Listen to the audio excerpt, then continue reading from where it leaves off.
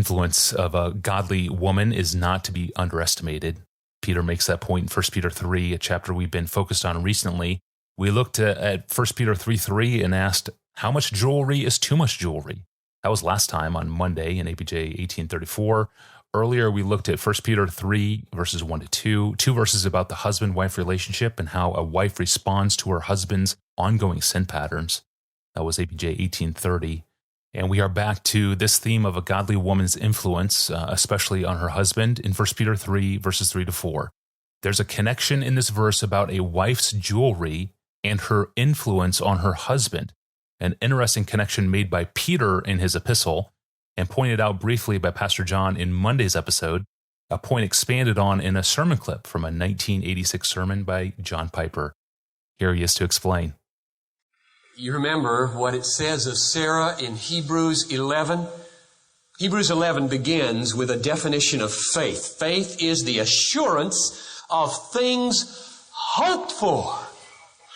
And all you see through chapter 11 is heroes and heroines who hope in God. For example, by faith, Sarah herself received power to conceive even when she was past the age, since she considered him faithful who had promised. In other words, we learn from Sarah that women who are holy look away from the frustrations, the miseries, the tragedies, the obstacles of joy in this life to God. And they reckon Him faithful and sovereign and powerful and loving and kind and unfailing in His promises, and they strengthen their soul with hope and pick up and go on, dirty diapers and all, loss of husband, divorce. They go on because they hope in God. Not only that, but they are freed from something that tends to make life miserable. Look at verse 6 at the end. And you women are now her children, Sarah's children, if you do right and let nothing terrify you. You want to be a daughter of Sarah? Hope in God and allow that hope to drive fear out. Holy women aren't afraid of things, except one thing, displeasing God. Or let's not overstate the case. Let's be accurate and realistic. Let's say it this way. Holy women who hope in God, when fears and anxieties rise, make war on those fears with a weapon of the Word until they drive it out and have hope filling them and thus gain strength to get on with life. That's number one in this text. Holy women hope in God and allow no terror to immobilize them in their duties. Second, this hope in God results in a kind of clothing within. It says, so holy women who hoped in God used to adorn themselves. And the adornment is referring back to verses 3 and 4. Let's read it. Here's the description of the garment within.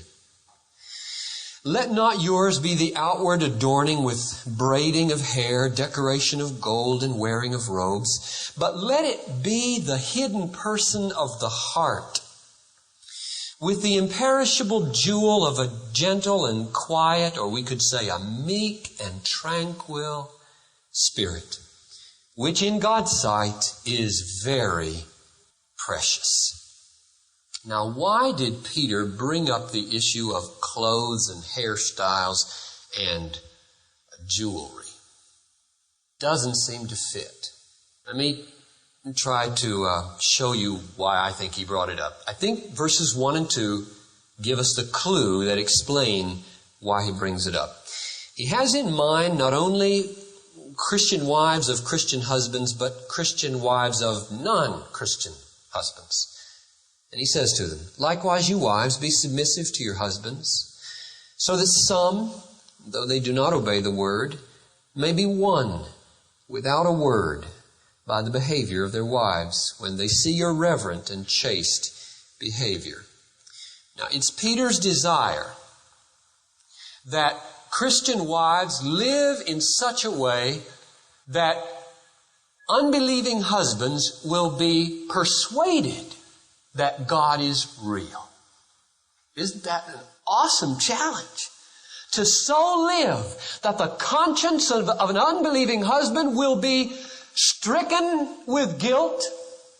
The reality of God will shine, and he will embrace her God. It's an awesome call for this woman to influence her husband. But he warns them, don't preach at him. You see that? He says, without a word. That's a warning to the wives. Watch out, lest you drive him away by nagging him about religion. Okay? I think verses 3 and 4 are another warning for how not to try to win an unbelieving husband. Namely, don't try to do it with trendy hairstyles, a better tan, delicate jewelry, clinging robes. You might attract him to the bedroom, and there's nothing wrong with that, but you won't attract him to God. And if your goal is to attract him or anybody to God, it's got to be from within. The world can tell you how to attract men to yourself. Only the Scriptures can tell you how to attract men to God. And let me insert here for the single women that your hope ought to be in God, not in getting a husband, because the only husband worth getting is one who wants to play second fiddle in your life. That was from John Piper's 1986 sermon titled Holy Women Who Hoped in God, a classic message on biblical femininity. And if you have a sermon clip to share with all of us, email me. Give me your name, hometown, the sermon title, the timestamp of where the clip happens in the audio, and make a note of what stands out to you. Put the word clip in the subject line of an email and send it to me at askpastorjohn@desiringgod.org. That's an email address, askpastorjohn@desiringgod.org. Well, we've been picking on men recently on the podcast, but who is more sinful, men or women? Now it's an international question, and it's up next time. I'm your host, Tony Reiki. We are rejoined in studio with Pastor John when we return on Friday. We'll see you then.